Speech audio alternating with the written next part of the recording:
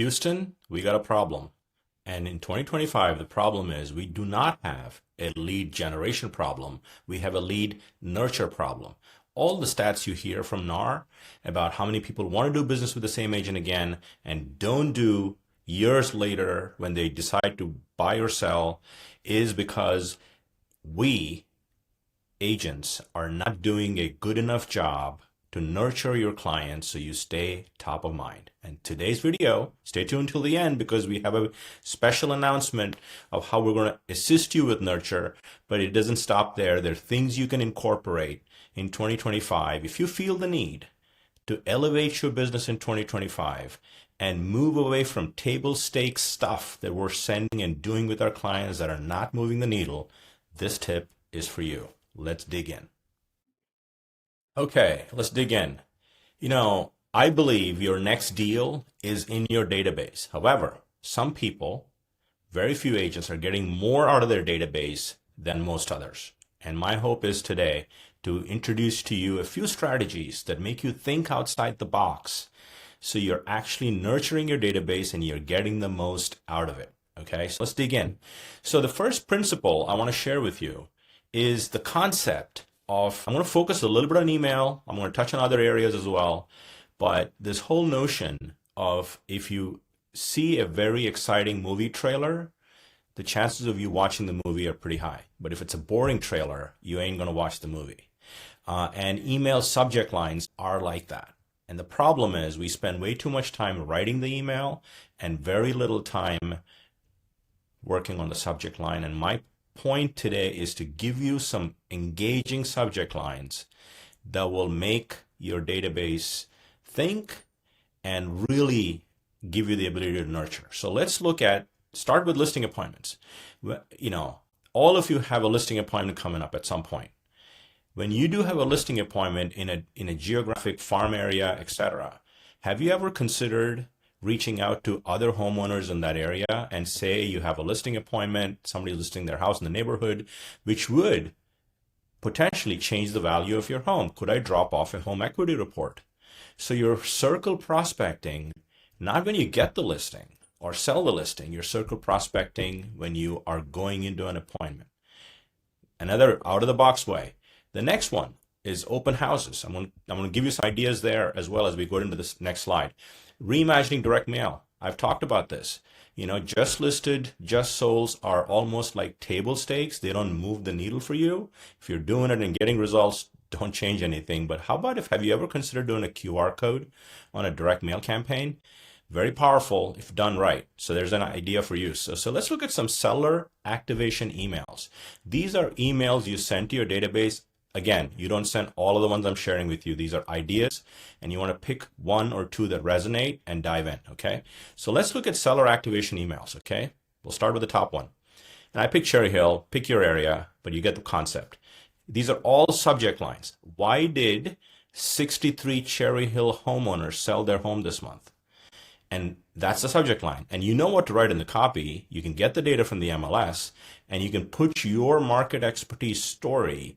And if I live in Cherry Hill and I'm even thinking about selling, is that a better email to send or just send Cherry Hill market update, which is pretty boring. And my goal is to help you elevate your business in 2025. And a subject line like that creates what I call is FOMO, and it moves the needle with potential people in your database. Next, curious how our buyer won over 8 offers. Again, all of these are designed to help put you in a position that you're the market expert when it comes to real estate and you get a chance to demonstrate your value. So what would you write in this? If you have a buyer that won over 8 offers, you clearly did something to kind of elevate the offer.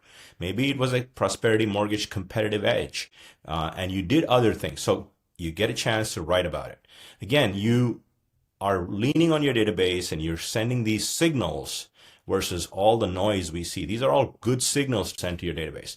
The next one, when you had an open house and there were a lot of people, have you even marketed the fact that you had a lot of people? Why did 48 buyers visit our open house? There's a good one, right? Demonstrates high demand and property appeal, but more importantly, they didn't just show up by accident. You marketed the fact and you priced it properly, did all those things, and that's the body of the email. I want you to focus on 80% of your effort in email campaigns. Focus on the subject line because that's the trailer. If they like the trailer, they're going to come see the movie, which is your email. Next, why did 121 Hanover sell in 10 days with 8 offers? Again, I'm giving you some ideas here. You can mix and match them, and that's a good one as well, right? It shares specific things you did to market the property. Maybe you did Zillow Showcase. Maybe you did something different that got 10 days. You got 8 offers in 10 days, and maybe you priced the property properly. All of those things come into play in the body of the email, but the subject line will kill if you do stuff like that. Next, homeowners in your database. If you go to Zillow, and Zillow does, we have our own feelings about Zillow, but Zillow does a couple of things that help you in this. So let me go to 117 Hanover. And if you go to any property on Zillow, if you don't know this already, it does a graph of the equity that people have seen over time. What if you took a picture of this and sent it in the body of the email that basically says, I just checked your estimate. So it shows, again, you're talking about equity, and again, it moves the needle. These are all different flavors of seller activation emails or even buyer activation, because people in your database might know somebody that's thinking of buy-in. And when they see this, it might trigger a thought. It's all about nurture. Okay, so that's the first category I want to touch on. The second is this whole notion we've all talked about.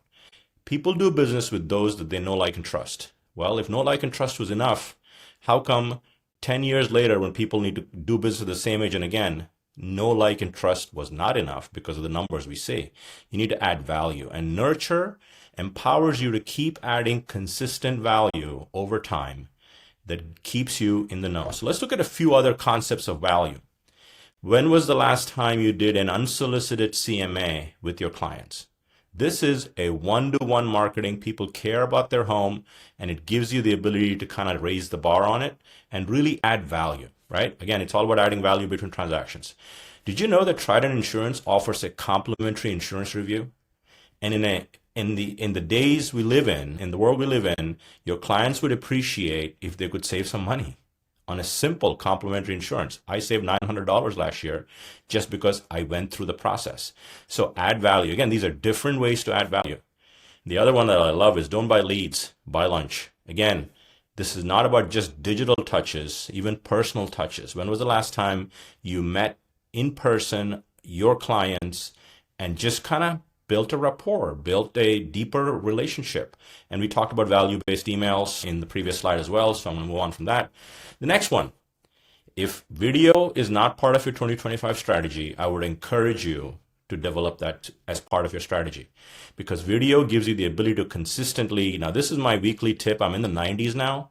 I think at this point, if you're watching this, you expect my video to come to you in your inbox every Monday morning at 8:30.